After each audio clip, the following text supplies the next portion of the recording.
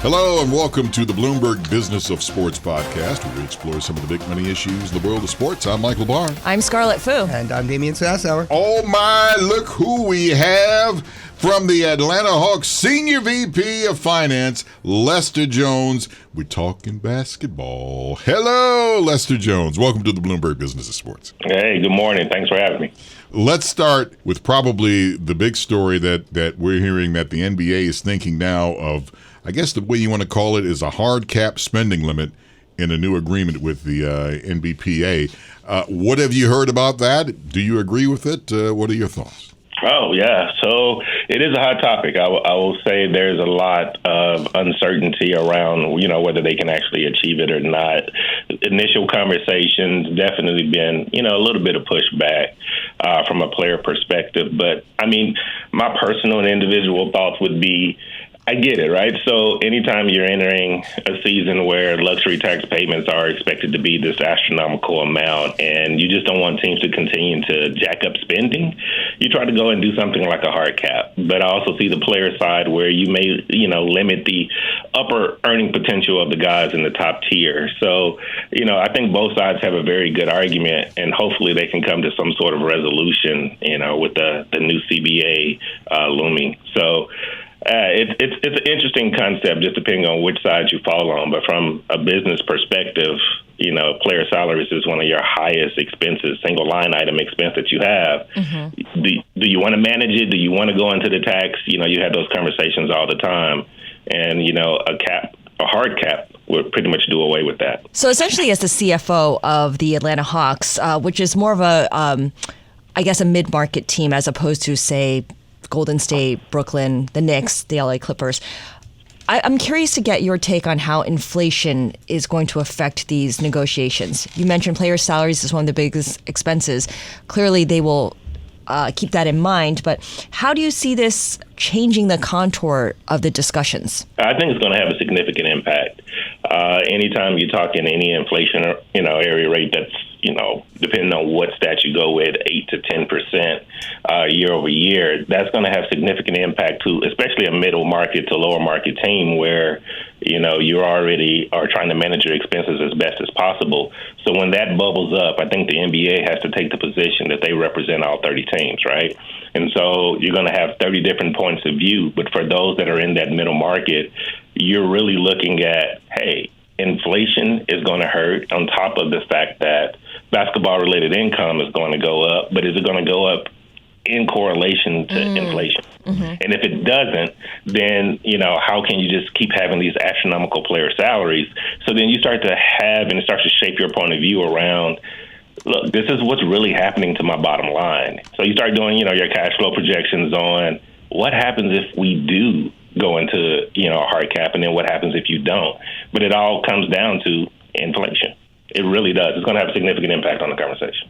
Well, let me first apologize on behalf of Scarlett to Tony Ressler for calling Atlanta a mid-market team. So, Tony, if you're listening out there, we love you. I'm very New York-centric, so no, I'm just kidding. That's how I'm defending it.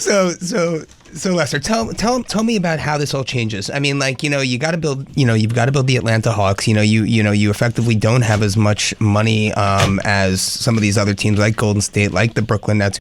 What's the strategy there? What are you and Tony talking about? How are you looking to build the Hawks? I mean, we've got Trae Young, DeJounte Murray. I mean, what comes next for the Hawks? I mean, honestly, I think our liquidity position is actually very strong. So I think that any team that's looking to, potentially go into the tax, you actually have to start years before. And so what you want to do is try to solidify your bottom line and your liquidity position to make sure that you have significant cash on the books to where your business is not handicapped by going into the tax. So the conversations, start years prior.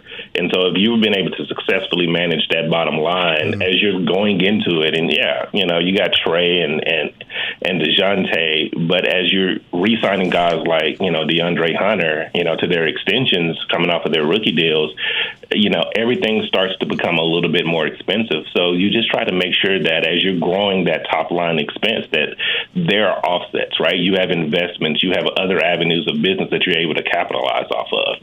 These guys also, they bring in significant revenue to the organizations. So you have to leverage that and make sure that how you're able to capitalize on the assets that you have, that your spending is in line with that. And I think that sometimes when teams get out of pocket, it's because they do the reverse. Right? They don't manage the cash on their books. They don't manage their bottom line. They jump into the tax, and then they just become, tax laden. Now you're committed. Now you're in it, and you just have to pay those significant expenses and then try to make it up on the back end. So the conversations with Tony are literally around how can we insulate ourselves and where's our risk? So you want to mitigate risk. Some risk is good risk, but you want to mitigate it as often as possible, but identify those risks. So we just talked about, what's the risk to the plan? What's the risk to the budget? And you manage accordingly. So many things I want to talk to you about, but one thing I want to bring up is that the Hawks, you made a commitment to working with Black and minority-owned businesses, and that was back in 2020. You partnered with the National Black Bank Foundation. Tell us a bit about that and how that has benefited the entire community and your team. Great question, and I think it definitely supports, how we've been able to bolster our bottom line and our liquidity position as well. So back during the time of uncertainty and the league was facing, the country was facing some, sensitivities around civic unrest and just trying to figure out what we can do post, George Floyd. There were a lot of people who were taken to the streets, a lot of people who were voicing their opinions. And as we were out and about in our community, as we were out and about talking to the leaders, we often wondered what more could we do to help bolster our community and help be that community asset. We had a relationship with, Ashley Bell. Ashley, he's the CEO of the new Red Life platform, but he's also the co-founder of the National Black Foundation. And working with the National Black Banks, when we were asking the question of him as we, are marching side by side as partners, what more could we do? He had an excellent idea, and he pitched to us, going to a syndicate of Black banks and looking at our entire portfolio, how can we invest in the community? So we actually moved one of our pieces of debt on our practice facility over to the syndicate of Black banks, with Carver State Bank being the lead bank and acting there. And he was phenomenal. I mean, him and his team and the Black Bank Foundation coming together and showing us, look, normal course of business, what we're able to do, what we do anyway, moving that piece of debt over to them, how it could actually impact the community, how it could get resources and into the hands of people in community that are underserved or that may not be able to have access to those resources or those funds. So, yes, that was the deal that we were able to execute. You just described the benefits of that deal. Can you talk a little bit about how the key to getting a yes from the Hawks leadership was to also address the risks, lay them out, and discuss how the risks would be mitigated? Yes. So, with any business deal that you're going to do, there are going to be risk. And so going into that room and being able to tell ownership, hey, here's the risk of this potential deal. Here's, what could potentially be at stake. But you hit the nail on the head with the mitigation piece, going in with a solution instead of just, the potential problem. And what were the risks? So instead of dealing with one, bank where we were servicing our debt, having to go to a syndicate where each of those banks may have limited loan capacity. And so if the maximum loan that, one bank could give you is $10 million, and then other banks are 2.5 and 5 million, we're used to going to a larger bank, right? And a larger bank can give you the debt, 35 million, which is what this deal was, and say, yep, one bank, I'm dealing with one bank, I don't have different customers. You start to look at that and go, well, what happens if one of the banks falls off? What happens if a bank is absorbed in another deal? What happens if, since they have such, low access to those resources, what then? Are we in default? Like looking at your bank covenants, are the bank covenants going to be more stringent because they have less loan capacity and they don't have the assets to be able to extend across their organization? And so you start to talk about those things, because coming outside of the pandemic, bank covenants and on debt were a hot topic for a lot of businesses. And so you want to make sure that you can hit your covenants, you're not going to be in default, and at the same time, the partner that you're dealing with is going to be around to do business for a significant period of time, or at least, the length of the deal. So those were probably two of the biggest risks that we faced in trying to get the deal done. Spoken like a former auditor at PwC and Arthur Andersen. Now, Lester, I just have to ask you this. I mean, there are a lot of different avenues for new growth and revenue, obviously the Hawks are looking at. And for me, it's difficult to ignore the emergence of sports betting, of sports gambling, right? And I'm just curious, where that fits into your calculus. Do you see opportunities for the Hawks to evolve along with that industry in specific? Or, how are you working with some of these sport books? How are you working with ESPN? How are you working with your partners and collaborating with them to try and build that experience for your audience and for your viewers? Oh, absolutely. I think that sports betting could have a significant impact on not just the business, but even the community as well. I think we've already started to run, simulations. You're looking at other, teams and states that it's legal, and you start to look at the revenue potential there. It could be pretty significant. And so just trying to understand the entire landscape of it. We've been talking to our partners to make sure that we understand, what are the triggers? What are the risks? What is our potential upside? How can we better educate ourselves to capitalize significantly, hopefully if it's approved in the state of Georgia?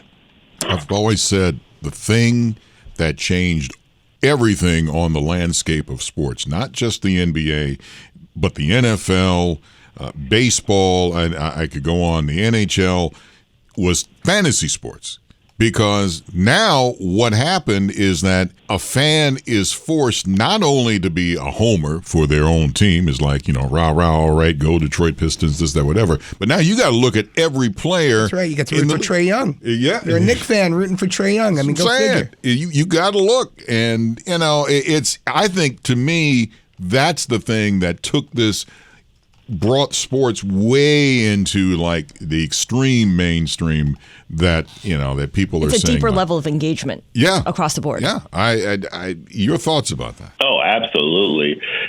I think you're spot on when you say you're a Knicks fan and you have to root for Trae Young.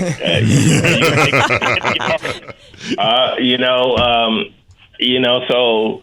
Do you sit Trae Young when he's playing the Knicks if he's on your fantasy team? Of course you don't. You go, I want Trae to go for 60, but I want the Knicks to win by 1, right? And so, that awareness across sports only benefits sports. Then you start to have not just, in your local region, you start to have generational fans across the country because now people are rooting for sports. They're rooting for more individuals as opposed to just, hey, I'm a diehard Hawks fan. Now it's, I'm a diehard Hawks fan, but I am boosting the overall business of the NBA because I'm going for different players in markets that I perhaps wouldn't have known about prior to fantasy.